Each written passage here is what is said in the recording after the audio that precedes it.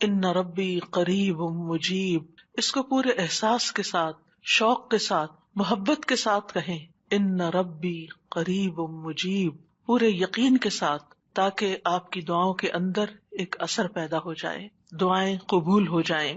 دعا مانگنے کے آداب میں سے یہ ہے کہ انسان سب سے پہلے اللہ سبحانہ تعالیٰ کی حمد و ثنا بیان کرے۔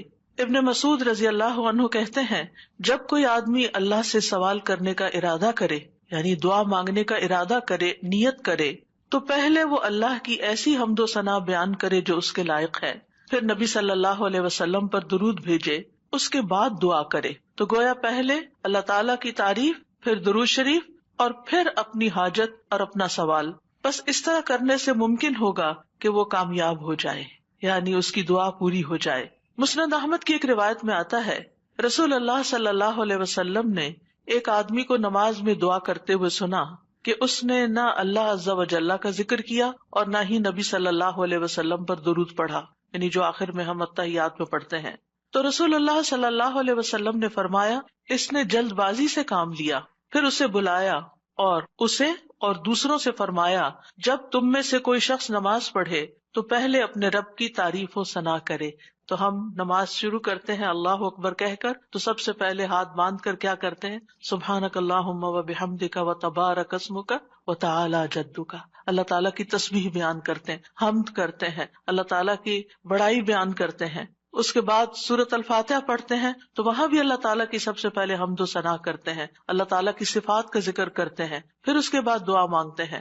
اسی طرح جب ہم نماز کا اختتام کر رہے ہوتے ہیں تو نماز کے اختتام پر بھی اللہ تعالیٰ کی تعریف کے بعد پھر ہم درود شریف پڑھتے ہیں، اور نماز کے بالکل آخری حصے میں پھر جتنی چاہیں دعائیں مانگیں، پھر دعائیں قبول بھی ہوتی ہیں۔ تو یہ نماز کے اینڈ پر، یعنی پہلے حمد و ثنا، اللہ کا ذکر، تسبیحات جیسے رکوع میں تسبیح، اور پھر رکوع سے اٹھتے ہوئے اللہ تعالیٰ کی تعریف، اور پھر مختلف ارکان ادا کرتے ہوئے بار بار اللہ اکبر کا کہنا، اور پھر اس کے بعد یہ کہ جب سارے کام پورے ہو جاتے ہیں تو پھر اللہ تعالیٰ سے مانگا جاتا ہے کہ اللہ تعالیٰ تو ہمیں عطا کر۔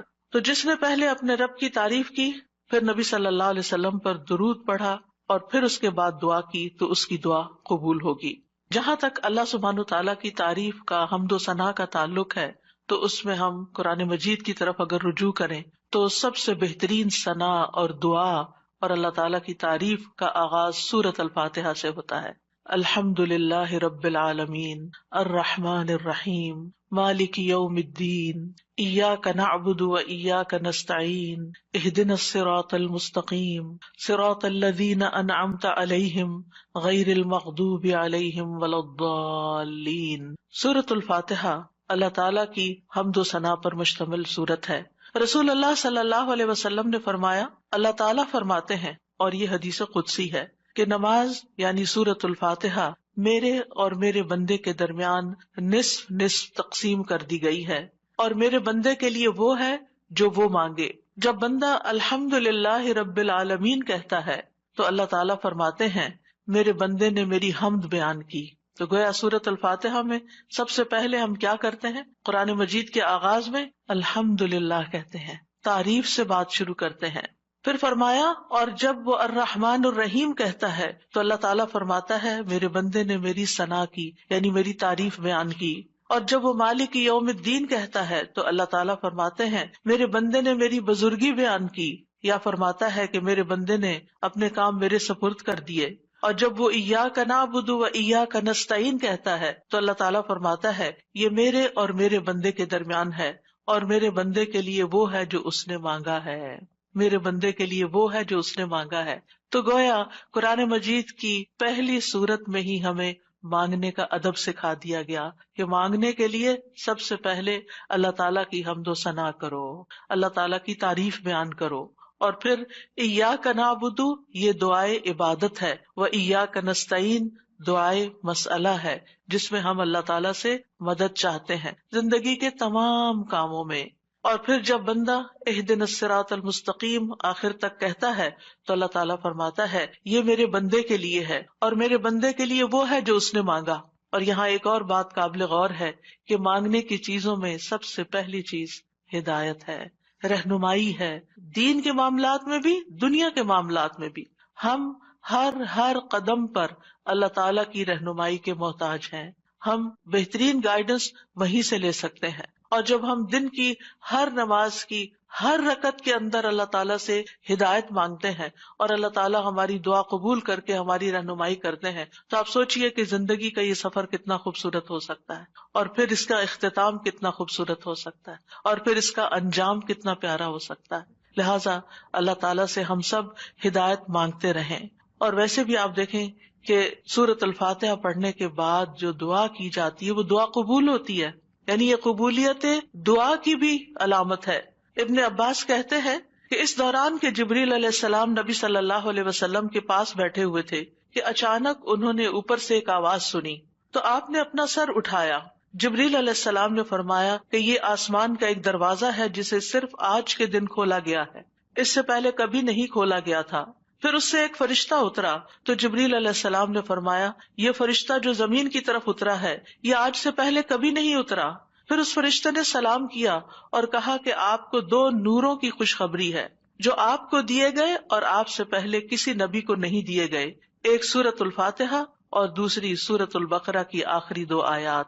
جب بھی آپ ان دونوں میں سے کوئی بھی دعائیہ جملے پڑھیں گے، یعنی اہدنا الصراط المستقیم اور وہاں پر آمن الرسول کے آخر میں جو دعائیں آتی ہیں، تو آپ کو مانگی ہوئی چیز ضرور عطا کر دی جائے گی.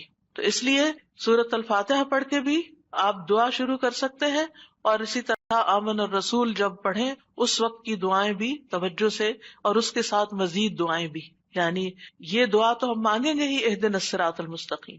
اور پھر آپ دیکھیے جب ہم پریشان ہوتے ہیں، ہم فکر مند ہوتے ہیں، ہم بیمار ہوتے ہیں، تو اس موقع پر بھی ہمیں رہنمائی کی ہی ضرورت ہوتی ہے کہ اب اس مسئلے کے حل کے لیے، اس بیماری کے علاج کے لیے، اس مشکل سے نکلنے کے لیے ہم کیا کریں. پھر اللہ تعالیٰ رستہ دکھا دیتا ہے اور ہم اس رستے کو اختیار کرتے ہیں اور اس مشکل سے باہر آ جاتے ہیں. تو اس لیے انسان کو ان دونوں چیزوں پر پورا اعتماد ہونا چاہیے. اور پھر آپ دیکھیے کہ حمد ہوتی کیا ہے. حمد اصل میں اللہ تعالیٰ کی تعریف کے لیے لفظ استعمال ہو رہا ہے یہاں پر، یعنی محبت اور تعظیم کے ساتھ اللہ تعالیٰ کا کامل وصف بیان کرنا، اللہ تعالیٰ کی تعریف بیان کرنا.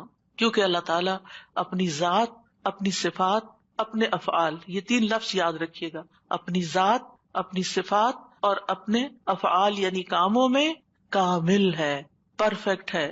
اس کے علاوہ کوئی اور ایسا نہیں کہ جس کے اندر کمال ہو. یہ کمال صرف اللہ تعالیٰ کے لیے ہے. اس لیے تعریف بھی اللہ ہی کی. فَلِلَّهِ الْحَمْدُ رَبِّ السَّمَاوَاتِ وَرَبِّ الْأَرْضِ رَبِّ الْعَالَمِينَ، کہ سب تعریف اللہ ہی کے لیے ہے جو آسمانوں کا رب ہے، زمین کا رب ہے اور سارے جہان والوں کا رب ہے. کیونکہ اسی نے سب کو پیدا کیا، زمین و آسمان اور جو کچھ ان کے بیچ میں ہے. اور پھر یہ کہ ہر نعمت جو ہمیں ملی اسی کی طرف سے. سب چیزوں کو پیدا کرنے والا خالق وہ، ہمارا بھی خالق وہ، اور پھر اس کے بعد ہمارا مالک بھی وہ، ہمارا رازق بھی وہ. جو کچھ بھی ہمارے پاس ہے، وما بکم من نعمت فمن اللہ، اسی کی طرف سے ہے. اس لیے سب تعریف بھی اسی کی. جب سب کچھ دیا اس نے تو پھر شکر بھی اسی کا ادا کرنا چاہیے. اور پھر آپ دیکھیے کہ ہدایت کا سبب جو کتاب اللہ ہے وہ بھی اللہ نے ہمیں دی، لہٰذا اس پر بھی اللہ تعالیٰ کی تعریف. تو اللہ تعالیٰ نہ صرف یہ کہ دنیا میں بلکہ آخرت میں بھی تعریف کا حقدار ہے. الحمد للہ الذی لہ ما فی السماوات وما فی الارض وَلَهُ الْحَمْدُ فِي الْآخِرَةِ وَهُوَ الْحَكِيمُ الْخَبِيرُ. سب تعریف اللہ کے لیے ہے کہ جو کچھ آسمانوں میں ہے اور جو کچھ زمین میں ہے سب اسی کا ہے، اور آخرت میں بھی سب تعریف اسی کے لیے ہے. وہی کمال حکمت والا، ہر چیز کی خوب خبر رکھنے والا ہے.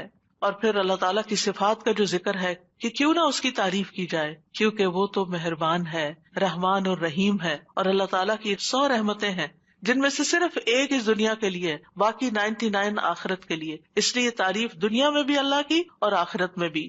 اور پھر مالک یوم الدین بھی وہی ہے کہ جس دن ہمارے اعمال کا فیصلہ ہوگا، اس لیے تعریف اسی کی کہ اس نے یہ فیصلہ اپنے ہاتھ میں رکھا ہے. اور پھر ہم اسی کی عبادت کرتے ہیں. جس رب کی اتنی صفات ہوں پھر اس کی عبادت کیوں نہ کی جائے، اور اسی سے ہم مدد چاہتے ہیں، اور سب سے پہلے ہدایت چاہتے ہیں، اور پھر انعام یافتہ لوگوں میں شامل ہونا چاہتے ہیں. ان لوگوں میں نہیں جن پر رب ناراض ہے، اور ان میں بھی نہیں کہ جو بھٹکے ہوئے لوگ ہیں.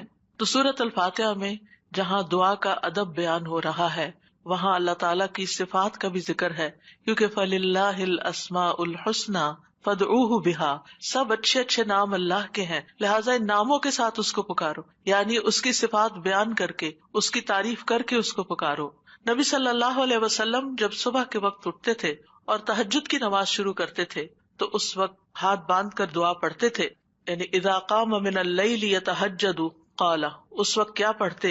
اللہم لک الحمد، اللہ سب تعریف تیرے ہی لیے ہے، انت قیم السماوات والارض ومن فیہن ولک الحمد لک ملک السماوات والارض ومن فیہن ولک الحمد انت نور السماوات والارض ولک الحمد انت الحق ووعدک الحق ولقاؤک حق وقولک حق والجنۃ حق والنار حق والنبیون حق ومحمد صلی اللہ علیہ وسلم حق والساعۃ حق۔ اس کے بعد دعا کرتے اللہم لک اسلمت وبک آمنت وعلیک توکلت وإلیک انبت وإلیک خاصمت وإلیک حاکمت فاغفر لی ما قدمت وما اخرت وما اسررت وما اعلنت انت المقدم وانت المؤخر لا الہ الا انت۔ یہ تھا آپ کی دعا مانگنے کا انداز۔ کتنی زیادہ پہلے اللہ تعالیٰ کی تعریف کی اور پھر اس کے بعد اپنا آپ اللہ تعالیٰ کے سپرد کیا، اور آخر میں جو معصوم عن الخطا ہے نبی صلی اللہ علیہ وسلم، جن کی کوئی غلطیاں ہی نہیں، کوئی گناہ ہی نہیں، وہ کیا مانگ رہے ہیں؟ ایک چیز مانگ رہے ہیں، کیا؟ فاغفر لی ما قدمت وما اخرت وما اسررت وما اعلنت، اللہ تو مجھے بخش دے، میرے اگلے پچھلے پوشیدہ اور ظاہری گناہوں کو معاف کر دے، تو ہی پہلے تھا اور تو ہی آخر میں ہوگا، تیرے سوا کوئی معبود نہیں۔ نبی صلی اللہ علیہ وسلم کے تہجد کے وقت کی اس دعا سے ہمارے لیے سیکھنے کی کیا بات ہے کہ دعا کا ایک بڑا حصہ کس پر مبنی ہونا چاہیے؟ اللہ تعالیٰ کی تعریف پر مبنی ہونا چاہیے۔ لیکن ہم نے کبھی یہ دعا کا سلیقہ سیکھا ہی نہیں، اللہ تعالیٰ کی یہ تعریف کبھی اس طرح کی ہی نہیں۔ ہمیں صرف اپنا آپ ہی یاد رہتا ہے، صرف اپنے مسائل یاد رہتے ہیں، صرف اپنی پریشانیوں کا ذکر رہتا ہے، اللہ تعالیٰ کی حمد و ثنا ہم بھولے رہتے ہیں۔ اور پھر یہ کہ اللہ سبحانہ و تعالیٰ کی حمد و ثنا کا حق ادا نہیں ہو سکتا جتنی بھی ہم کریں، اس لیے جو اللہ کے پیارے بندے ہوتے ہیں وہ اللہ تعالیٰ کی حمد و ثنا میں زیادہ وقت لگاتے ہیں۔ تو آج سے جو سیکھنے کی بات ہے، جو ٹیک ہوم میسج ہے، وہ یہ کہ ہم اگر چاہتے ہیں کہ اللہ تعالیٰ ہماری مشکلات آسان کریں، ہمیں بخش دے دنیا میں بھی اور آخرت میں بھی، تو پھر اللہ کی تعریف بیان، اللہ کی توحید بیان کریں، اللہ تعالیٰ کی حمد بیان کریں، اللہ تعالیٰ کی تکبیر بیان کریں، اللہ تعالیٰ کی تسبیح بیان کریں۔ اور پھر ہم دیکھتے ہیں کہ قیامت کے دن اللہ تعالیٰ نبی صلی اللہ علیہ وسلم کو سفارش کرنے سے پہلے اپنی حمد سکھائیں گے۔ یعنی ایک تو دنیا کے دعائیں ہیں نا جو دنیا میں ہم مانگتے ہیں، اور آخرت میں اس بات کی دعا کہ اللہ تعالیٰ آپ حساب کتاب قائم کر دیں، یہ بھی ایک دعا ہوگی نا، یہ سفارش ایک دعا ہے۔ لیکن اس سفارش سے پہلے کیا ہوگا؟ یعنی قیامت کے دن جب لوگ پریشان ہوں گے، انبیاء کے پاس جائیں گے تو انبیاء ان کو آگے بھیجتے جائیں گے، حتیٰ کہ لوگ محمد صلی اللہ علیہ وسلم کے پاس آئیں گے۔ تو حدیث میں آتا ہے کہ وہ کہیں گے تم سب محمد صلی اللہ علیہ وسلم کے پاس جاؤ، اللہ نے ان کے اگلے پچھلے سب گناہ معاف فرما دیے ہیں، تو وہ سب میرے پاس آئیں گے، تو میں سب کو لے کر اللہ کی بارگاہ میں حاضر ہونے کی اجازت چاہوں گا۔ اجازت ملنے پر سجدے میں گر پڑوں گا۔ عاجزی دیکھیے، ہمبلنس دیکھیے، اور جب تک اللہ چاہے گا میں سجدے میں ہی رہوں گا، یعنی جتنا اللہ پسند کرے گا اتنی دیر میں جھکا ہی رہوں گا۔ ہمارے سجدے کیسے ہوتے؟ ٹھونگے مار رہے ہوتے، اوپر نیچے، بس تھوڑی سی ایکسرسائز۔ حکم ہوگا اے محمد اپنا سر سجدے سے اٹھاؤ، مانگو دیے جاؤ گے، کہو سنا جائے گا، اور سفارش کرو تمہاری سفارش قبول کی جائے گی۔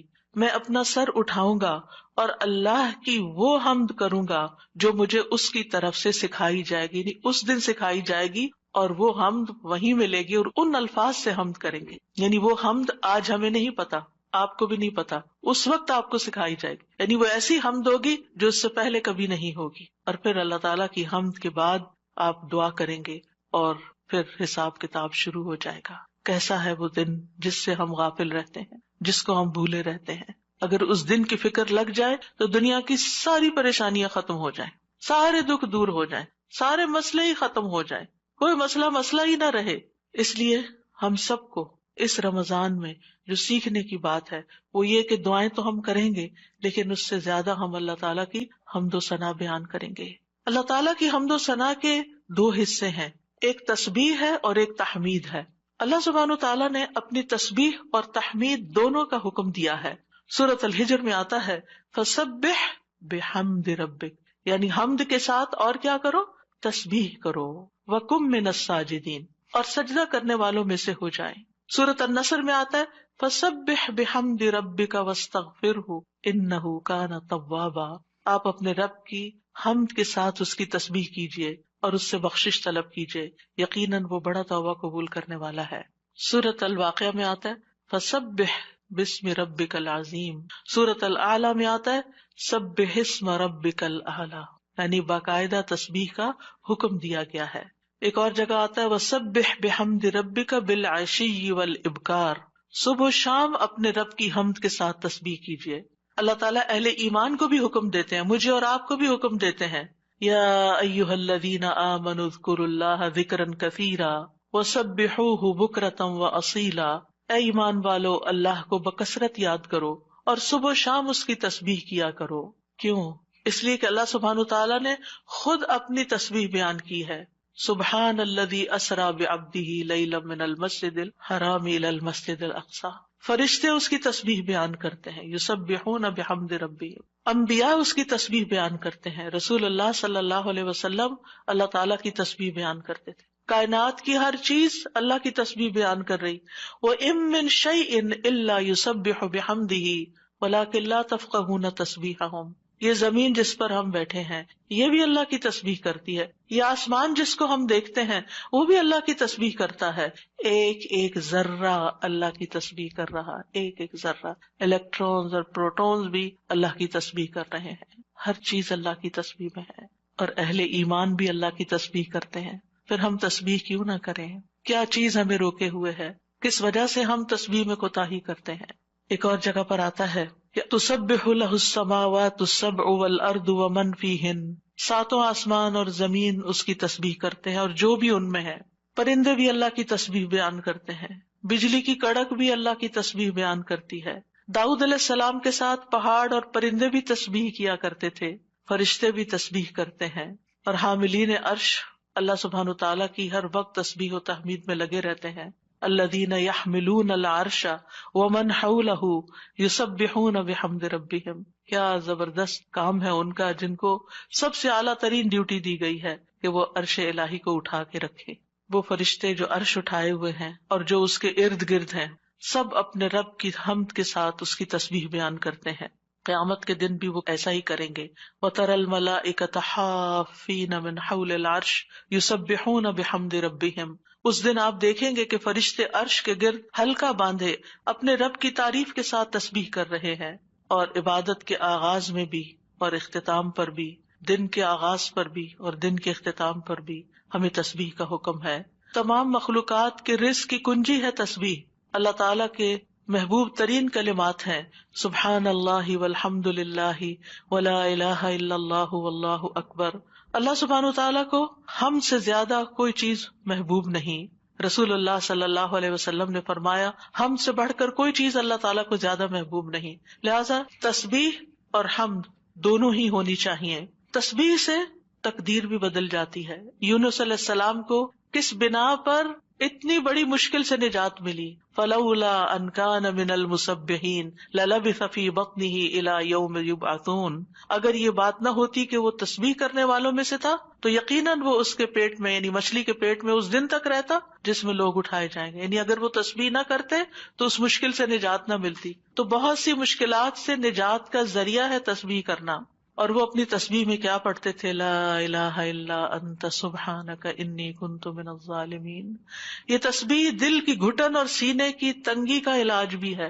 جب حالات مشکل ہو جائیں، دل غم سے بھر جائیں، سینے کے اندر گھٹن محسوس ہونے لگے، کوئی چیز اچھی نہ لگے تو تسبیح شروع کر دیں۔ لوگوں کی باتیں آپ کو پریشان کریں تو تسبیح شروع کر دیں۔ وَلَقَدْ نَعْلَمُ أَنَّكَ يَضِيقُ صَدْرُكَ بِمَا يَقُولُونَ فَسَبِّحْ بِحَمْدِ رَبِّكَ وَكُن مِّنَ السَّاجِدِينَ وَاعْبُدْ رَبَّكَ حَتَّى يَأْتِيَكَ الْيَقِينُ۔ ہم جانتے ہیں کہ بے شک آپ کا سینہ اس سے تنگ ہوتا ہے جو باتیں وہ کرتے ہیں، اور ایسا ہوتا ہے، ہم سب کے ساتھ بھی ہوتا ہے کہ خاص طور پر ہمارے دین کے رستے پر آنے کی وجہ سے جب لوگ باتیں کرتے تو ہمیں پریشانی لاحق ہوتی، لوگوں کی باتیں ہرٹ کرتی ہیں. تو اس کا علاج کیا ہے؟ اس کا علاج اپنے آپ کو ڈیفینڈ کرنا نہیں ہے، اپنی صفائیاں بیان کرنا نہیں ہے، جواباً اٹیک کرنا نہیں ہے. بد اخلاقی کے جواب میں بد اخلاقی کوئی نیکی نہیں ہوتی، اس کے جواب میں اپنے رب کی طرف رجوع کرنا ہے، اس کی تسبیح کرنی. اللہ تو پاک ہے، میں تو گناہگار ہوں، مجھ پہ اگر لوگ باتیں کرتے بھی ہیں تو میرا قصور ہو سکتا ہے، لیکن ساری پاکی تو تیرے ہی لیے ہے، ساری تعریف تو تیرے ہی لیے ہے. اور پھر سجدوں کی کثرت. پھر اسی طرح اگر انسان کے اندر بخل کے جذبات ہو، کچھ خرچ کرنے کو دل نہ چاہتا ہو، خوف آتا ہو، رات کا خوف ہو، دشمن کا خوف ہو، ڈر لگے، تو ایسی صورت میں بھی انسان کو تسبیح پڑھنی چاہیے. سبحان اللہ والحمد للہ ولا الہ الا اللہ واللہ اکبر. اور ویسے بھی ایک دفعہ سبحان اللہ اور الحمد للہ کہنے سے زمین و آسمان بھر جاتا ہے. اتنا بڑا اجر و ثواب ہے اس کا، یعنی معمولی چیز نہیں ہے. رسول اللہ صلی اللہ علیہ وسلم نے فرمایا، اور سبحان اللہ اور الحمد للہ کہنے سے زمین و آسمان کی درمیانی فضا بھر جاتی ہے. گناہ جتنے بھی ہوں تسبیح اور تحمید کہنے سے معاف ہو جاتے ہیں. عرش الہی کے گرد بھی ان کلمات کی بھنبھناہٹ ہوتی ہے، یعنی وہاں بھی تسبیح پڑھی جاتی ہے. تسبیح پڑھنے والوں کے چہروں پر رونق آ جاتی ہے، حمد سے خیر و برکات نصیب ہوتی ہیں. امام ابن قیم کہتے ہیں، جو ہمیشہ تسبیح کرتا ہے اس کے چہرے کے خطوط چمک اٹھتے ہیں، یعنی اس کا چہرہ روشن ہو جاتا ہے. اور جو ہمیشہ حمد پڑھتا ہے اس کے اوپر مسلسل خیرات و برکات اترتی رہتی ہیں. تو دونوں چیزیں مل جائیں تو چہرے کی رونق بھی ملے گی اور اس کے ساتھ ساتھ اللہ تعالیٰ کی طرف سے رحمتیں بھی آئیں گی. اور فرمایا، جو ہمیشہ استغفار کرتا رہتا ہے اس کے لیے بند دروازے کھل جاتے ہیں. جن چیزوں میں رکاوٹ آئی ہوئی ہوتی، ہم اکثر شکایت کرتے رہتے ہیں اس چیز میں بندش ہے، اس میں بندش ہے. ان ساری بندشوں کا علاج تسبیح و تحمید میں ہے، لیکن ہم بھولے رہتے ہیں. ہم صرف پریشان رہتے ہیں اور پریشان ہو کر ذکر کرنا بھی بھول جاتے ہیں. اور یہ تو دنیا کے فائدے ہیں نا، لیکن قیامت کے دن میزان میں یہ کلمات بہت بھاری ہوں گے. آپ صلی اللہ علیہ وسلم نے ایک موقع پر اپنے ہاتھ سے 5 کا اشارہ کیا کہ یہ میزان میں بہت بھاری ہوں گے. کس قدر بھاری ہوں گے؟ اور پھر فرمایا، سبحان اللہ والحمد للہ ولا الہ الا اللہ واللہ اکبر. اور 5ویں چیز، مسلمان کا فوت ہونے والا نیک بیٹا، اس کا باپ ثواب کی امید کے ساتھ اس پر صبر کرے. تو یہ 5ویں چیز ہے. یعنی اگر کسی والد یا والدہ یا والدین دونوں کا جوان بیٹا فوت ہو جائے اور وہ نیک بھی ہو، جس سے یہ توقع ہو کہ ہمارے مرنے کے بعد وہ ہمارے لیے دعائیں کرے گا، لیکن انسان اللہ کی خاطر صبر کر لیتا ہے، تو یہ صبر میزان میں بہت زیادہ وزنی ہو جائے گا. اور قیامت کے دن سب سے زیادہ بہترین بندے وہ ہوں گے جو دنیا میں سب سے زیادہ حمد کرنے والے ہوں گے. اللہ کی تسبیح اور تحمید کے مسنون کلمات بھی ہیں جو نبی صلی اللہ علیہ وسلم نے خود سکھائے. آپ صرف اتنا بھی پڑھ سکتے ہیں، سبحان اللہ سبحان اللہ سبحان اللہ. آپ نے دیکھا ہوگا کچھ لوگوں کی گفتگو کا تکیہ کلام ہوتا ہے سبحان اللہ، اور دوسری بات میں وہ سبحان اللہ کہہ رہے ہوتے ہیں. اور خاص طور پر سبحان اللہ سورج طلوع ہونے اور غروب ہونے سے پہلے 100 بار پڑھا جائے تو یہ 100 اونٹوں سے زیادہ بہتر ہے. پھر اسی طرح سبحان اللہ کا مطلب کیا ہے کہ اللہ تعالیٰ پاک ہے. کس چیز سے؟ ہر نقص سے اور ہر عیب سے، ہر شبیہ سے، ہر مثیل سے. نہ کوئی اس جیسا ہے، نہ کوئی اس کی مثال ہے، یعنی ہر ایک میں نقص ہے، صرف اللہ ہی کامل ہے. تو اس کے کمال کی وجہ سے، یعنی وہ کامل ذات ہے، اس کے اندر کسی قسم کی کوئی کمی نہیں، کوئی عیب نہیں، کوئی خرابی نہیں، کوئی نقص نہیں. تو ہم جب کہتے ہیں سبحان اللہ تو اللہ تعالیٰ کو ہر طرح کے نقص سے پاک قرار دیتے ہیں، اور اس کے کمال میں بھی کوئی نقص نہیں، یعنی اللہ سبحانہ تعالیٰ میں کوئی عیب نہیں. اور پھر یہ کہ وہ کامل ہے اور اس کے کمال میں کوئی کمی نہیں، کچھ بھی کمی نہیں. یہ بھی تسبیح کا معنی ہوتا ہے. اور پھر یہ کہ اللہ سبحانہ تعالیٰ ہر کمی سے، کوتاہی سے، اور ان سارے جھوٹے خیالات اور گمانوں سے جو لوگ اس کے بارے میں رکھتے ہیں، ان سب سے پاک ہے. اور اللہ سبحانہ تعالیٰ کی طرف ہم کوئی شر بھی منسوب نہیں کرتے. اللہ تعالیٰ ہر طرح کے شر سے بھی پاک ہے. تو یہ اللہ تعالیٰ کی بڑائی کا ایک کلمہ ہے. ایک شخص نے حضرت علی رضی اللہ عنہ سے پوچھا کہ سبحان اللہ کیا ہے؟ انہوں نے کہا یہ اللہ کی بڑائی کی تعظیم ہے. سبحان اللہ کلمہ توحید بھی ہے، ایمان کا رکن بھی ہے. ابن قیم کہتے ہیں تسبیح اللہ سبحانہ تعالیٰ کی ثنا اور تعریف ہے. یہ تعظیم، پاکیزگی اور تنزیہ پر مشتمل ہے. فرشتے مسلسل اس کی تسبیح کرتے ہیں، رکتے ہی نہیں. تمام کائنات، حیوانات، جمادات، نباتات، ریت کے ذرات، پانی کے قطرے، ہوائیں، بجلیاں، ہر چیز اس کی تسبیح کر رہی ہے. اور یہ تسبیح دنیا کی زندگی ختم ہونے سے ختم نہیں ہو جائے گی. جب قیامت آئے گی تو ہر چیز ٹوٹ پھوٹ جائے گی نا، یہ کائنات اس طرح نہیں رہے گی جیسے ہے، لیکن تسبیح ختم نہیں ہوگی، وہ پھر بھی جاری رہے گی. اور مومن جب جنت میں پہنچیں گے تو ان کا ذکر کیا ہوگا؟ تسبیح ہی ہوگی، اللہ تعالیٰ کی حمد و ثنا ہی ہوگی. تو نماز بھی اللہ کے لیے ہوتی ہے، دعا بھی اللہ تعالیٰ سے کی جاتی ہے، اسی طرح تسبیح بھی صرف اللہ کی ہوتی ہے. آپ کسی انسان کی تسبیح نہیں کر سکتے. وہ کہتے ہیں نا تم کس کی تسبیح پڑھ رہے ہو، کسی کی بھی نہیں پڑھنی چاہیے، کیونکہ کوئی پاک ہے ہی نہیں، ہم سب خطا کار ہیں، ہم سب سے غلطیاں ہوتی ہیں. تو اس لیے یہ بھی صرف اور صرف خالصتاً اللہ کے لیے. اور کلمہ سبحان جو ہے یہ اللہ کے سوا کسی کے لیے نہیں بولا جا سکتا. یہ نام بھی نہیں رکھنا چاہیے بچوں کا. اگر کوئی بھول کے رکھ چکا ہے تو اس کو تھوڑا سا آلٹر کر لے، سبحان رکھ لیں، ٹھیک ہے. سبحان نام نہیں رکھتے، یہ نام میں نے سنا تھا کہیں کسی نے رکھا ہوا تھا. تو سبحان جو ہے یہ یعنی ہر عیب سے پاک یہ کیسے ہو سکتا ہے، کوئی صرف اللہ تعالیٰ ہی کی صفت ہے. تو اس لیے اللہ تعالیٰ ہی پاک ہے اور اس کے سوا کسی کی پاکی بیان نہیں کی جا سکتی کہ وہ بالکل پاک انسان ہے، پیور ہے. نہیں، سب کے اندر کوئی نہ کوئی کمی بیشی ہوتی ہے. تسبیح کے دوسرے مسنون الفاظ ہیں سبحان اللہ و بحمدہ. اس میں سبحان اللہ کے ساتھ حمد کا بھی ذکر کر دیا گیا.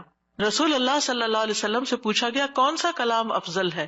آپ نے فرمایا جو اللہ نے اپنے فرشتوں اور بندوں کے لیے چنا ہے، یعنی سبحان اللہ و بحمدہ. تو بات میں پھر شروع سے جا کے ملاؤں گی کہ یہ خالی تسبیح پہ کوئی لیکچر میں نہیں دے رہی. یہ دعا مانگنے سے پہلے آپ نے جو کلمات ادا کرنے ہیں، جو اذکار کرنے ہیں، جو تسبیحات پڑھنی ہیں، یہ ان کی وضاحت ہو رہی ہے کہ یہ بہترین دعائیں ہیں ایک طرح سے. یعنی اگر آپ صرف اللہ تعالیٰ کی تعریف بیان کرتے رہیں اور کچھ بھی نہ کہیں تو آپ کو وہ ساری خیر مل جائے گی جو آپ چاہتے ہیں اور اس سے بھی زیادہ. دعا مانگنے میں ہم عام طور پر صرف ایک چیز کو دعا سمجھتے ہیں اور وہ یہ ہے کہ اللہ سے کسی چیز کا سوال کرنا. وہ صرف 1% ہے.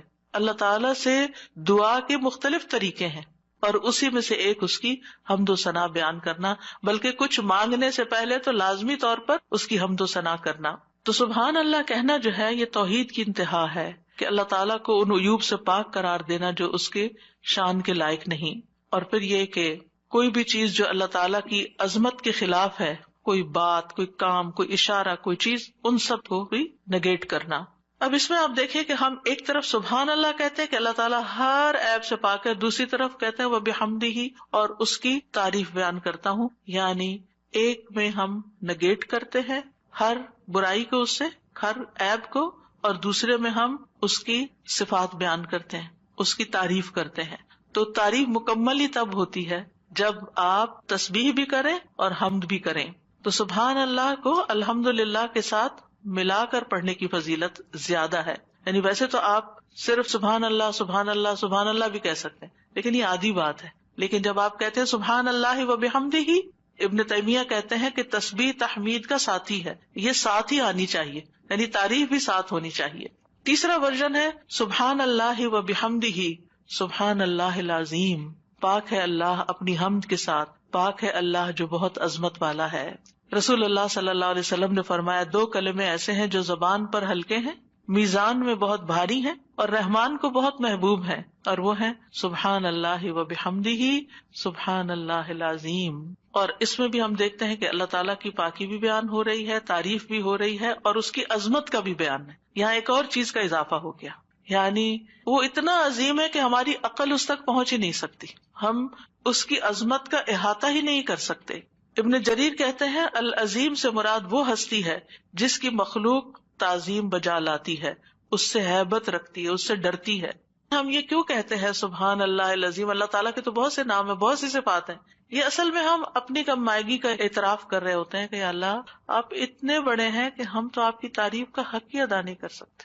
اور یہ ایک حقیقت ہے، ہم حق ادا نہیں کر سکتے، ہم اللہ تعالیٰ کی عظمت کو پا ہی نہیں سکتے. وہ ہمارے گمان سے کہیں بڑا ہے، یعنی جتنا بڑا آپ اس کو خیال کریں وہ اس سے بھی آگے. وہ اپنی ذات میں بھی عظیم ہے اور اپنی صفات میں بھی عظیم ہے. پھر ایک اور ورژن ہے سبحان اللہ والحمد للہ ولا الہ الا اللہ واللہ اکبر. اللہ پاک ہے، اسی کی تعریف ہے، اس کے علاوہ کوئی معبود نہیں ہے اور اللہ سب سے بڑا ہے.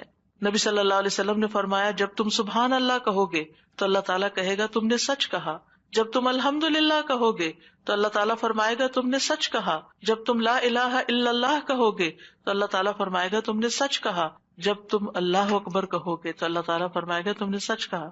لیکن ہم نے کبھی آج تک سوچا کہ ہم جو کہہ رہے ہیں اللہ تعالیٰ کیا جواب دے رہے ہیں؟ سبحان اللہ والحمدللہ ولا الہ الا اللہ واللہ اکبر.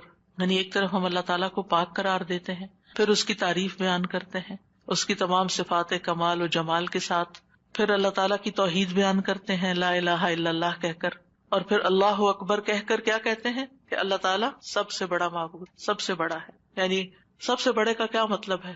جن بھی چیزوں سے ہم امپریس ہو جاتے ہیں، جن کی بڑائی اور ہیبت ہمارے دل میں آ جاتی ہے، جن کے بارے میں ہمارا یہ عقیدہ یہ خیال بن جاتا ہے کہ یہ بڑی چیز ہے، اللہ ان سب سے بڑا ہے. یعنی اللہ کے مقابلے میں یا اللہ سے بڑھ کر کسی اور کی بڑائی ہے ہی نہیں، اور ہمارے دل میں بھی نہیں ہونی چاہیے، وہ نکل جانی چاہیے. جب ہم اللہ اکبر کہتے ہیں تو ہمیں واقعی اللہ کو بڑا مانتے ہوئے کہنا چاہیے، صرف زبان سے الفاظ نہیں دہرانے. بعض اوقات ہم کسی کے پاس بہت دولت دیکھتے ہیں یا سنتے ہیں کہ اچھا اتنا، پچھلے دنوں ایسے کسی کے بارے میں گزرتے میں نے دیکھا کہ ان کے پاس فلاں چیز 500 کروڑ کی ہے. ان کا اچھا، اب کتنے ہی لوگ ہوں گے کہ جو دیکھ دیکھ کے واو کر رہے ہوں گے کہ 500 کروڑ، ہوئے ہوئے ہوئے. یہ انسان کی کمزوری ہے. اپنے جیسے انسانوں کے پاس اگر کوئی چیز دیکھتا ہے، اگر آپ کہیں کہ فلاں کے پاس ایک گھر بھرا ہوا سونے کا ہے، تو اچھا، ہم دوسروں کے مال و دولت سے امپریس ہو جاتے ہیں. پھر اسی طرح ہم کسی کے علم، کسی کی ڈگریاں، اس کے پاس 4 PhD ہے، اچھا ہم متاثر ہو جاتے ہیں، فلاں اتنا بڑا، فلاں یونیورسٹی کا پروفیسر ہے، فلاں سائنٹسٹ ہے، فلاں شاعر ہے، فلاں ڈاکٹر ہے. کسی بھی مجلس میں بیٹھ کے آپ لوگوں کی گفتگو کو دیکھیں کہ لوگوں کی بڑائی سے ان کے دل کتنے بھرے ہوئے ہوتے ہیں اور ان کی باتوں کو کتنے غور سے سنتے ہیں. پھر کیا ہم واقعی اللہ تعالیٰ کو بھی ایسی اہمیت دیتے ہیں؟ اور اسی عظمت کے احساس کے ساتھ ہم اللہ تعالیٰ کی تعریف کر رہے ہوتے ہیں یا صرف الفاظ دہرا رہے ہوتے ہیں؟ تو اللہ سبحانہ وتعالیٰ سب عقل رکھنے والوں سے بڑی عقل رکھتا ہے، سب حکمت والوں سے بڑا حکیم ہے، سب رزق رکھنے والوں سے بڑا رازق ہے، غنی ہے، القدیر ہے، العزیز ہے، الرحیم ہے. پھر ایک اور ورژن ہے تسبیح کا، سبحان اللہ و بحمدہ استغفر اللہ و اتوب الیہ. میرے خیال ہے ایک ہمارا کارڈ بھی ہے تسبیحات کا، اویلیبل ہے الحمدللہ. تو آپ یہ کارڈ ضرور لے لیجئے، اور اس کارڈ سے کم از کم یہ سارے ورژنز آپ کو انشاءاللہ مل جائیں گے کہ مختلف الفاظ میں ہم اللہ تعالیٰ کی تسبیح کرتے رہیں جو ہمیں رسول اللہ صلی اللہ علیہ وسلم نے سکھائے ہیں. ہمیں وہ پتہ ہونے چاہیے. اگر ہمیں یاد نہیں، ہمیں سیکوینس نہیں معلوم، سیکوینس تو ہم نے خود ہی بنایا ہے، یعنی ہم پھر مس کر جاتے ہیں نا جب کوئی چیز رینڈملی پڑھ رہے ہوتے ہیں ادھر ادھر سے. لیکن جب ایک چیز آپ کے سامنے ہوگی تو اس کو بھی اس طرح نہیں پڑھنا کہ بس ایک پنسورے کی طرح بس آپ اس کو ایک وظیفے کی کتاب بنا لیں. اس کو بھی ٹھہر ٹھہر کے پڑھنا ہے، محسوس کر کر کے پڑھنا ہے کہ اللہ واقعی بڑا ہے. تو 5واں جو ورژن ہے وہ ہے سبحان اللہ و بحمدہ استغفر اللہ و اتوب الیہ. میں اللہ کی پاکیزگی بیان کرتا ہوں، اس کی حمد کے ساتھ میں اللہ سے بخشش کا طلبگار ہوں اور اسی کی طرف رجوع کرتا ہوں. حضرت عائشہ کہتی ہیں کہ رسول اللہ صلی اللہ علیہ وسلم کثرت سے یہ فرمایا کرتے تھے، سبحان اللہ و بحمدہ استغفر اللہ و اتوب الیہ. حضرت عائشہ کہتی ہے میں نے پوچھا، اے اللہ کے رسول، میں آپ کو دیکھتی ہوں آپ بکثرت یہ پڑھتے رہتے ہیں. تو آپ نے فرمایا، میرے رب نے مجھے خبر دی ہے کہ میں جلد ہی اپنی امت میں ایک نشانی دیکھوں گا، اور جب میں اس کو دیکھ لوں تو بکثرت کہوں. یعنی اللہ تعالیٰ کی طرف سے مجھے حکم ملا ہے، وہ نشانی میں دیکھ چکا ہوں. اذا جاء نصر اللہ والفتح وَرَأَيْتَ النَّاسَ يَدْخُلُونَ فِي دِينِ اللَّهِ أَفْوَاجًا فَسَبِّحْ بِحَمْدِ رَبِّكَ وَاسْتَغْفِرْهُ. اب یہاں ایک اور چیز کا اضافہ ہو، تسبیح بھی، حمد بھی، اور پھر استغفار بھی. اور اسی پر وہ آیت بھی ہے، فَاسْتَغْفِرُوهُ ثُمَّ تُوبُوا إِلَيْهِ إِنَّ رَبِّي قَرِيبٌ مُجِيبٌ. تو اللہ تعالیٰ کی حمد و ثنا کے ساتھ ہمیں استغفار بھی کرنا چاہیے، ساری مشکلات انشاءاللہ آسان ہو جائیں گی. 6 تسبیح، سبحان اللہ و بحمدہ عدد خلقہ ورضا نفسہ وزنۃ عرشہ ومداد کلماتہ. پاکیزگی ہے اللہ کی اس کی تعریفوں کے ساتھ، اس قدر جتنی کہ اس کی مخلوق ہے، اتنی کہ وہ اس سے راضی ہو جائے، اور اس کے عرش کے وزن کے برابر، اور اس قدر جتنی کہ اس کے کلمات کی روشنائی ہے. رسول اللہ صلی اللہ علیہ وسلم حضرت جبیریہ کے پاس سے نکلتے ہیں صبح کی نماز ادا کرنے کے لیے. وہ اپنی جائے نماز پر بیٹھی ہوئی تھی، پھر دن چڑھے واپس انہی کے پاس تشریف لاتے ہیں، وہ وہیں بیٹھی ہوئی تھی. آپ نے فرمایا، جس وقت میں تمہارے پاس سے گیا ہوں تم اسی طرح بیٹھی ہو. انہوں نے عرض کیا جی ہاں. نبی صلی اللہ علیہ وسلم نے فرمایا میں نے تمہارے بعد ایسے 4 کلمات 3 بار کہے ہیں کہ اگر تمہارے آج کے کہے ہوئے کلمات کو ان کے ساتھ وزن کیا جائے تو ان کلمات کا وزن زیادہ ہوگا، اور وہ ہیں سبحان اللہ و بحمدہ عدد خلقہ و رضا نفسہ و زنۃ عرشہ و مداد کلماتہ. اللہ سبحانہ و تعالیٰ کی حمد و ثنا سبحان اللہ و بحمدہ، تسبیح حمد کے ساتھ کتنی دفعہ؟ عدد خلقہ، اس کی مخلوقات کی تعداد کے برابر، یعنی جتنی بھی اللہ کی مخلوقات ہیں آپ جانتے ہیں کتنی؟ گن سکتے ہیں؟ گن ہی نہیں سکتے. اگر ہم صرف اپنی انگلی کا ایک پور لگائیں مٹی کے اوپر اور اس کے ساتھ جتنے ذرات آئے ہم وہ بھی نہیں گن سکتے، ہم وہ بھی نہیں گن سکتے. اور ہر ذرے کے اندر، ہر ایٹم کے اندر پھر الیکٹران پروٹون وغیرہ جو کچھ ہے اس کو گننا چاہیں تو گن ہی نہیں سکتے، ہم نہیں گن سکتے. وما یعلم جنود ربک الا ھو، صرف وہی جانتا ہے تعداد مخلوقات کی.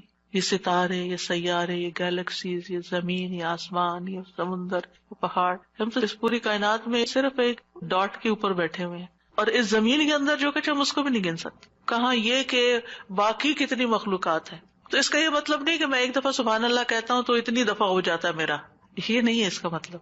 اس کا مطلب یہ ہے کہ اللہ سبحانہ وتعالیٰ کی اتنی زیادہ تعریف ہے، وہ اتنی تعریف کے لائق ہے، یعنی وہ اتنی تعریف ڈیزرو کرتا ہے جتنی مخلوقات کی تعداد. اور آپ کو معلوم ہے وَإِن مِّن شَيْءٍ إِلَّا يُسَبِّحُ بِحَمْدِهِ، کوئی چیز ایسی نہیں جو اس کی تسبیح نہ کر رہی ہو. تو سبحان اللہ وبحمدہ عدد خلقہ، یعنی ان ساری مخلوقات کے ساتھ میں بھی شریک ہو رہا ہوں جو اللہ کی تسبیح میں لگی. ایک ایک ذرہ اللہ کی تسبیح کر رہا ہے. تو اس کے لیے تو نہ کوئی کاؤنٹ ہے نہ نمبر ہے، گن ہی نہیں سکتے. ہم 100 دانوں کی تسبیح لے کے خوش ہو جاتے ہیں، ہم تسبیح کر رہے ہیں. ایک 100 دفعہ پڑھ لینا، کوئی 100 دفعہ پڑھ لیا، اپنے آپ کو ہی تسلی دے دیتے ہیں. اس کو کیا پرواہ ہماری 100 دفعہ کی اگر ہم خلوص کے ساتھ نہیں پڑھتے. اس کی تو پوری کائنات اور کائنات کی ہر چیز. آپ ذرا باہر نکلے آج اور جب ڈرائیو کر کے جا رہے ہوں تو دائیں بائیں درختوں کو دیکھیں، پتوں کو دیکھیں، چڑیوں کو دیکھیں. آج صبح اتفاق سے پھر سنو پڑنے لگی تو میں ونڈو سے جب دیکھنے لگی تو پہلا خیال مجھے یہ آیا، یا اللہ، اچھی خاصی پڑھ رہی تھی، اتنے اس کے فلیکس ہیں، یہ سارے تسبیح کرتے ہوئے گر رہے ہیں، سجدے میں پڑھ رہے ہیں، سجدے میں پڑھ رہے ہیں، حکم مانتے چلے جا رہے ہیں، مانتے، اور جب تک اللہ کا حکم ہوگا برسیں گے، اور پھر جب ختم ہو جائے گا بس ختم ہو جائیں گے. اور تھوڑی دیر کے بعد ان کا وجود بھی ختم ہو گیا. یعنی انہوں نے اپنے حصے کی تسبیح کر لی.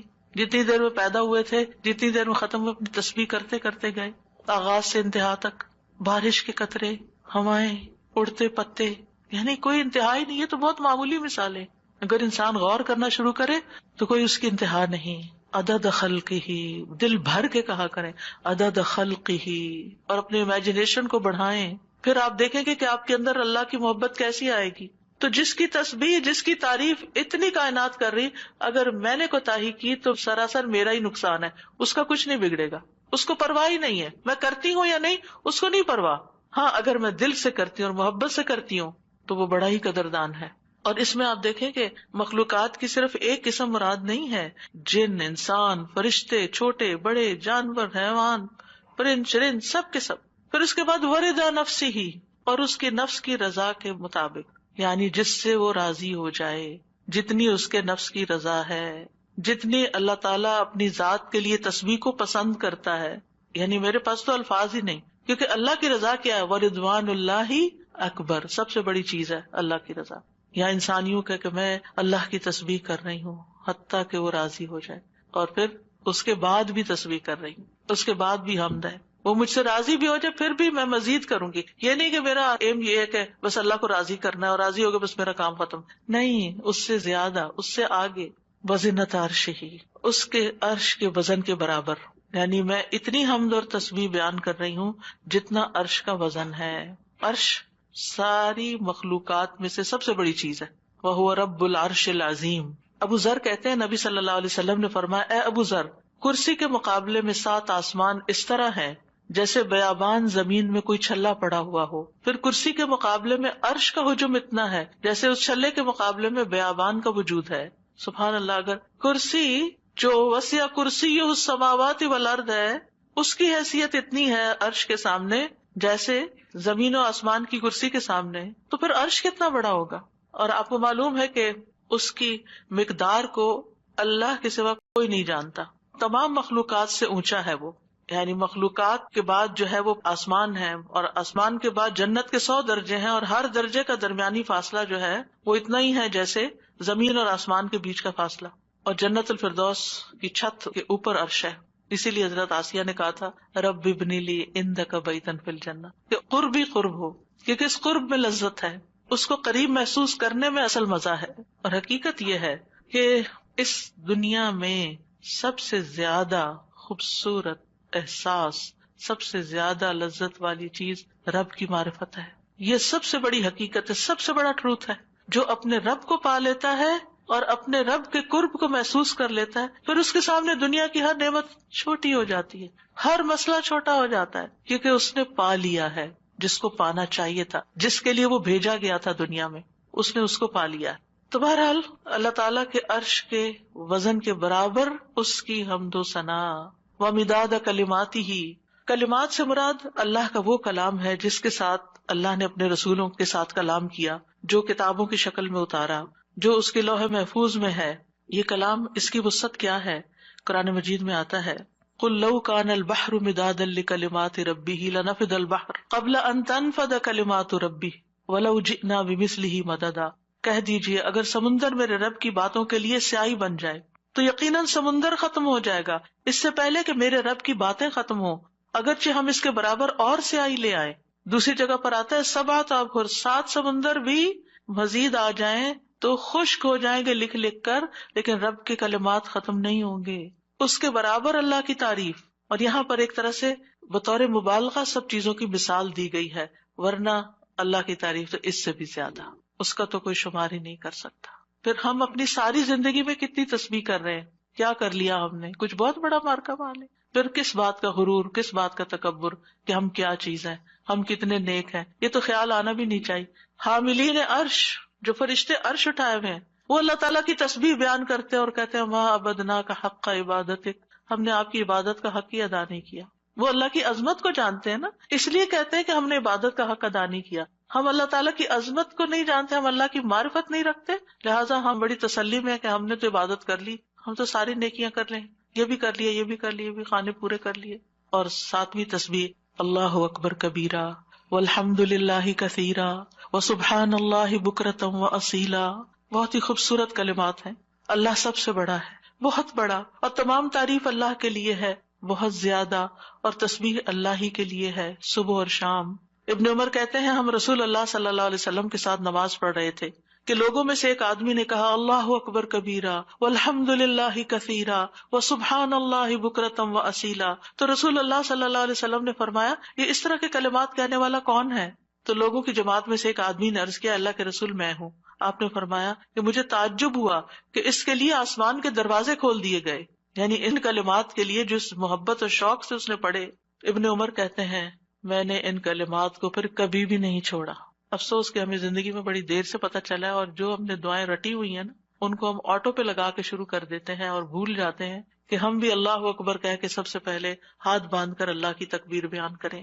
لیکن انشاءاللہ اگر کوشش جاری رہی تو عادت بھی ہو جائے گی. وہ کہتے ہیں جب سے میں نے رسول اللہ صلی اللہ علیہ وسلم سے یہ بات سنی کہ اس کے لیے آسمان کے دروازے کھول دیے گئے، میں نے اس کو چھوڑا ہی نہیں، اور ہم نے کبھی اس کو پڑھا ہی نہیں. علم ہونے اور نہ ہونے میں بہت بڑا فرق ہے. ہم 2-4 باتیں جان لیتے ہیں تو ہم سمجھتے ہیں ہم نے سب کچھ سیکھ لیا، اور کیا سیکھنا ہے، اس کی ضرورت محسوس نہیں کرتے. بہرحال اس میں اللہ تعالیٰ کی بہت زیادہ بڑائی کا اظہار ہے، اس کی تعظیم ہے، اس کی بہت زیادہ تعریف ہے، اور اس کی تسبیح ہے صبح و شام. پھر 8ویں تسبیح سبحانک اللہم وبحمدک وتبارک اسمک وتعالی جدک ولا الہ غیرک. اے اللہ تو پاک ہے اپنی تعریف کے ساتھ، تیرا نام بڑی برکت والا ہے، تیری بزرگی بلند و برتر ہے، تیرے علاوہ کوئی الہ نہیں. رسول اللہ صلی اللہ علیہ وسلم نے فرمایا بے شک اللہ کو سب سے زیادہ محبوب کلام یہ ہے کہ بندہ یوں کہے سبحانک اللہم وبحمدک وتبارک اسمک وتعالی جدک ولا الہ غیرک. اور اس میں اللہ تعالیٰ کے نام کی خیر و برکت کا ذکر بھی ہے. تبارک اسمک.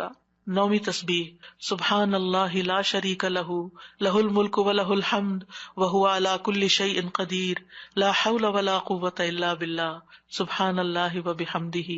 ابو ذر کہتے ہیں آپ صلی اللہ علیہ وسلم نے فرمایا اللہ کے نزدیک محبوب ترین کلام یہ ہے. 10ویں تعریف اللہم لک الحمد کلہ والیک یرجع الامر کلہ. اے اللہ تیری ہی لیے سب تعریف ہے اور تیری ہی طرف سب کام لوٹتے ہیں. ایک اعرابی نے کہا کہ مجھے کوئی دعا سکھا دے جس سے مجھے فائدہ پہنچے، تو آپ نے اس کو یہ دعا سکھا دی، اللہم لک الحمد کلہ، ساری ہی تعریف تیرے لیے، وإلیک یرجع الامر کلہ، سارے معاملات تیرے ہی حضور پیش ہوتے ہیں. یعنی تعریف کا حقدار بھی تو ہی ہے، اور اس کے بعد یہ کہ ہمارے اعمال ہوں یا کام ہوں یا جو بھی معاملات ہوں سب کے سب تیرے ہی پاس جا رہے ہیں. اور پھر اللہم ربنا لک الحمد ملء السماوات وملء الارض وملء ما شئت من شیء بعد. اے اللہ، اے ہمارے رب، تیرے ہی لیے ہر قسم کی تعریف ہے جس سے کہ آسمان بھر جائیں، زمین بھر جائے، اور ہر وہ چیز بھر جائے جسے تو چاہے کہ وہ بھر جائے. رسول اللہ صلی اللہ علیہ وسلم یہ دعا مانگا کرتے تھے، اور یہ دعا جو ہے اس میں اللہ تعالیٰ کی حمد ہے جس کو کوئی شمار نہیں کر سکتا. اور پھر سبحان اللہ عدد ما خلق، آپ سب بھی پڑھیے میرے پیچھے، سبحان اللہ عدد ما خلق، سبحان اللہ ملء ما خلق، سبحان اللہ عدد ما فی الارض والسماء، سبحان اللہ ملء ما فی السماء والارض، سبحان اللہ ملء ما خلق، سبحان اللہ عدد ما احصا کتابہ، وسبحان اللہ ملء کل شیء. میں اللہ کی پاکیزگی بیان کرتا ہوں ان چیزوں کی گنتی کے برابر جو زمین و آسمان میں ہیں. میں اللہ کی اتنی پاکیزگی بیان کرتا ہوں جس سے وہ چیزیں بھر جائیں جو آسمان و زمین میں. کیا کہا؟ اتنی پاکیزگی بیان کرتا ہوں کہ جس سے ہر وہ چیز بھر جائے جو آسمان اور زمین میں ہے. اتنی بھر بھر کے میں تعریف کر رہا ہوں اللہ کی. میں اللہ کی پاکیزگی بیان کرتا ہوں جس سے اس کی مخلوقات بھر جائیں. میں اللہ کی پاکیزگی بیان کرتا ہوں ان چیزوں کی گنتی کے برابر جن کو اس نے اپنی کتاب میں شمار کیا، یعنی لوح محفوظ میں. اور میں اللہ کی اتنی پاکیزگی بیان کرتا ہوں جس سے ہر چیز بھر جائے. اور یہ خوبصورت ترین دعا ہے اللہ تعالیٰ کی تعریف کی. 12ویں تعریف ہے یا بدیع السماوات یا حی یا قیوم انی اسألک. اے آسمانوں کو پیدا کرنے والے، اے زندہ اور قائم رہنے والے، بے شک میں تجھ سے سوال کرتا ہوں. اب سوال پہ آ رہے ہیں کہ میں تجھی سے مانگتا ہوں. یعنی جس نے ہر چیز کو پیدا کیا، آسمان اور زمین کو نئے سرے سے پیدا کیا، وہ کچھ بھی کر سکتا ہے، اس کے لیے کوئی چیز بھی مشکل نہیں. اور پھر اس میں اللہ تعالیٰ کے اور ناموں کا بھی واسطہ ہے، الحی القیوم کا بھی. 13ویں تعریف اللہم انی اسألک انی اشہد انک انت اللہ لا الہ الا انت الاحد الصمد الذی لم یلد ولم یولد ولم یکن لہ کفوا احد. اے اللہ، بے شک میں تجھ سے سوال کرتا ہوں، بے شک میں گواہی دیتا ہوں کہ یقیناً تو ہی اللہ ہے، تیرے سوا کوئی الہ نہیں، تو ایک ہے، بے نیاز ہے، ایسی ذات ہے جس نے کسی کو جنم نہیں دیا اور نہ ہی تو جنم دیا گیا ہے، اور نہ ہی اس کا کوئی ہمسر ہے، اور نہ ہی وہ جنم دیا گیا اور نہ ہی اس کا کوئی ہمسر ہے. یہ وہ کلمات ہیں کہ جن کے بارے میں آپ صلی اللہ علیہ وسلم نے فرمایا، تم نے اللہ سے اس کا وہ نام لے کر مانگا ہے کہ جب اس کے اس نام کے ساتھ سوال کیا جاتا ہے تو وہ عطا کرتا ہے، یعنی وہ دیتا ہے تمہیں، اور جب اس کے ساتھ دعا کی جاتی ہے تو قبول فرماتا ہے. اور پھر 14ویں تعریف اللہم انی اسألک بأن لک الحمد لا الہ الا انت وحدک لا شریک لک المنان بدیع السماوات والارض ذی الجلال والاکرام. اے اللہ، میں تجھ سے مانگتا ہوں، یعنی پہلے تعریف کر لی ساری، پھر آخر میں سوال کر لیا، اللہ تجھ سے مانگتا ہوں اس وسیلے سے کہ ساری ہم تیرے لیے ہے، تیرے سوا کوئی اور معبود نہیں، تو اکیلا ہے، تیرا کوئی شریک نہیں. اے بہت زیادہ احسان کرنے والے اور آسمانوں اور زمین کو پیدا کرنے والے، جلال اور اکرام والے. نبی صلی اللہ علیہ وسلم نے ایک بار ایک آدمی کو اس طرح دعا کرتے ہوئے دیکھا تو آپ نے فرمایا، یقیناً تو نے اللہ سے اس کے اسم اعظم کے ذریعے دعا مانگی ہے، جب اس کے ذریعے دعا مانگی جائے تو اللہ اسے ضرور قبول کرتا ہے، اور جب اس کے ذریعے سوال کیا جائے تو ضرور عطا کرتا ہے. تو دعا کرنے سے پہلے حمد و ثنا کرنی چاہیے. پہلی دفعہ احساس ہوا استاذہ کہ ایسے ہی ہم دل میں اللہ تعالیٰ سے باتیں کرتے ہیں نا، تو ایسے ہی بس بے دھڑک ایک دعا کرنا شروع کی اور ایک دم I just stopped in my tracks. میں نے کہا سبحان اللہ، مجھے تسبیح سے ادب جیسے ایک لفظ یاد رہ گیا کہ ادب بھی نہیں ہے کہ کس طرح سے مانگنا ہے. ٹھیک ہے الحمدللہ ایک ہماری ایک ہوتی ہے انفارمل کانورسیشن اللہ تعالیٰ سے، لیکن ادب اور پھر اس کے ساتھ جو ایک عاجزی اور ایک جو فارمل ایک پورا، اور اسپیشلی نماز کے اندر یہ چیز بہت زیادہ محسوس ہوئی کہ کیا پڑھ رہے ہیں اور کیسے پڑھ رہے ہیں، اس چیز کا کتنا خیال کرنے کی ضرورت ہے. تو بہت الحمدللہ فائدہ مند ہے اللہ کا. الحمدللہ. السلام علیکم سر. ہم یہ سوچتے کہ پھر گھوم کے بعد یہ تھے کہ ہم صرف اپنے بارے میں سوچتے نا کہ وی وانٹ دس، اور اللہ سبحانہ تعالیٰ کی تعریف جب کرنے کی بات ہوتی ہے تو پھر ہم یعنی اللہ سبحانہ تعالیٰ کی حمد و ثنا جو ہے وہ ایک طرح سے اللہ تعالیٰ کا شکر بھی ہے نا، ان ساری نعمتوں پر جو اس نے پہلے سے ہمیں دے رکھی ہیں، زندگی کی نعمت، آزادی کی نعمت، رزق کی نعمت، اولاد کی نعمت، بے شمار نعمتیں وَإِن تَعُدُّوا نِعْمَتَ اللَّهِ لَا تُحْصُوهَا، وہ نعمتیں بھول کر پھر کوئی اور چیز چاہیے تو ایسے ہی بے ڈھنگے لوگوں کی طرح ہمیں یہ چاہیے، ہمیں یہ چاہیے، ہمیں یہ چاہیے. اونلی فوکسنگ ہم نیڈ پہ کر رہے ہوتے ہیں. اس کو آپ محسوس کریں نا کہ جیسے آپ کے بچوں کے پاس الحمدللہ دنیا کی ہر نعمت ہے، لیکن اس پر وہ آپ کا کوئی شکریہ ادا کیے بغیر یا کوئی اطاعت یا فرمانبرداری یا ایک محبت کا اظہار کیے بغیر پھر ان کو کوئی مطلب پیش آ جاتا ہے تو پھر وہ کہتے ہیں ہمیں یہ چاہیے. تو کیسا لگتا ہے؟ چاہے اپنے بچے ہوں، کیسا محسوس ہوتا ہے کہ ان کو ذرا احساس نہیں کہ ہم نے ان کے ساتھ کیسے کیسے احسانات کیے ہوئے ہیں، اور ان کو صرف اس وقت ہماری یاد آتی ہے جب ان کو کوئی ضرورت پڑتی ہے، اس کے بغیر یہ ہمیں یاد بھی نہیں کرتے. ہمارا تو اس سے بھی برا حال ہے، اور وہ کیا کہ ہم اللہ تعالیٰ کا صحیح معنوں میں ذکر بھی نہیں کرتے، یاد بھی نہیں کرتے، شکر بھی ادا نہیں کرتے، اور پھر اس کے بعد صرف اس وقت اس کے پاس آتے ہیں جب ہماری کوئی ضرورت ہوتی ہے، اور اس میں بھی ادب کا خیال کیے بغیر ہم بس پھر جو ہمارا دل چاہتا ہے ہم جیسے تیسے کہہ دیتے. وہ پھر بھی سن لیتا ہے، پھر بھی عطا کرتا ہے، کیونکہ ان ربی رحیم ودود، اللہ مہربان بھی ہے، بڑی محبت کرنے والا بھی ہے.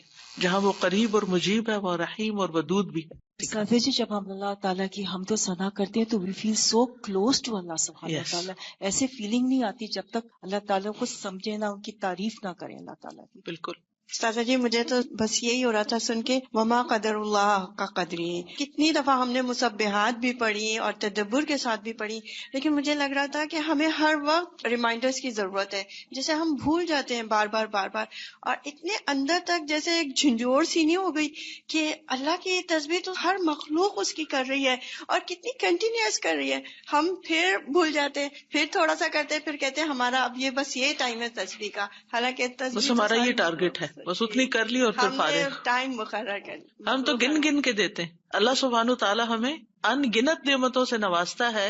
کچھ وہ ہیں جن کو ہم جانتے ہیں، اور زیادہ تر تو وہ ہیں جن کو ہم جانتے بھی نہیں ہیں، تو ان کو ایکنالج بھی نہیں کرتے.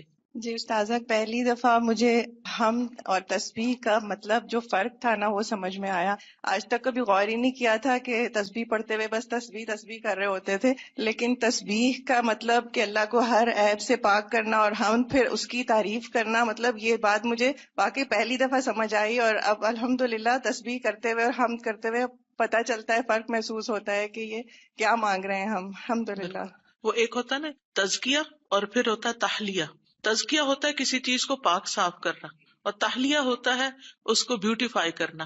تو اللہ سبحانہ تعالیٰ کو ہم ہر عیب سے پاک قرار دیتے ہیں. ہم اس بات کا اظہار کرتے ہیں کہ اس کے اندر کوئی عیب، کوئی کمی، کوئی نقص، کسی قسم کے اس کے کمال میں بھی کوئی کمی نہیں. ایک تو ویسے کوئی عیب نہیں، اور ایک ہی اتنا پرفیکٹ ہے کہ اس پرفیکشن میں کوئی کمی نہیں ہے، یعنی کہیں سے بھی کم نہیں ہے. اور پھر اس کے بعد ہم یعنی پھر تعریف بیان کرتے ہیں، پھر تحلیہ. سبحانک اللہم و بحمدک، اشہد ان لا الہ الا انت، استغفرک و اتوب الیک. یہ بھی ایک تسبیح ہے. السلام علیکم و رحمۃ اللہ وبرکاتہ.